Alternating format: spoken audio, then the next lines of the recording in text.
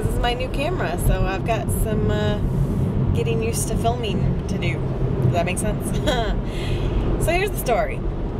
I had a couple crazy weeks, as you know, with moving to a new apartment and my in-laws visiting, as you saw. And then I came back and didn't film anything because I had all that extra footage. So then I went back to Denver and my parents visited for 4th of July weekend. I took a bunch of footage of what we did that weekend, and then I promptly left my camera in Denver.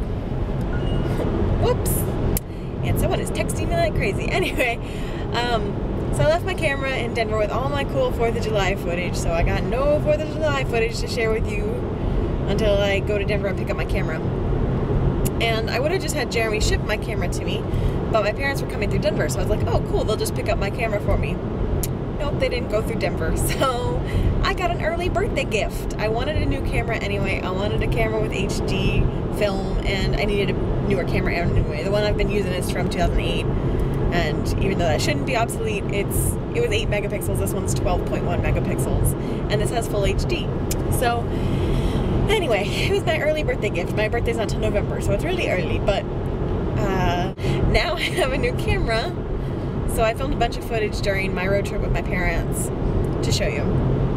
So what we did is we followed the footsteps of Laura Ingalls Wilder and drove, she didn't do this, but we did this. We drove from Nebraska to Minnesota and visited Walnut Grove and Plum Creek, which is where she lived in the 3rd book, and visited those sites. And then the following day, we spent the day in DeSmet, South Dakota, which is where she lived for the majority of the end of the series. So by the shores of Silver Lake, The Long Winter, all those books were in DeSmet. So we found, we got to go see the schoolhouse she taught at, the schoolhouse she went to, house that Pa built, the original homestead where Pa planted a bunch of cottonwood trees. And we actually ended up having lunch under those cottonwood trees. We had a picnic, and it was awesome. I'm a huge fan of the Little House books.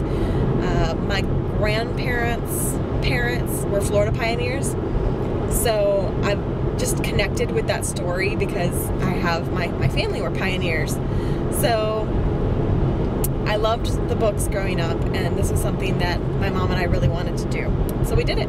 We went. I'm not going to be in the Midwest for any other reason that I can think of, so I might as well go now. So we did, and it was a ton of fun. I have a lot of footage to show you. I'm going to stop rambling now and just show you the footage, and should be back to vlogging like normal once this footage is gone. Once I've edited this all together and uploaded these vlogs, then I'll start vlogging like normal. So, and I have lots to talk about. So, yeah, later.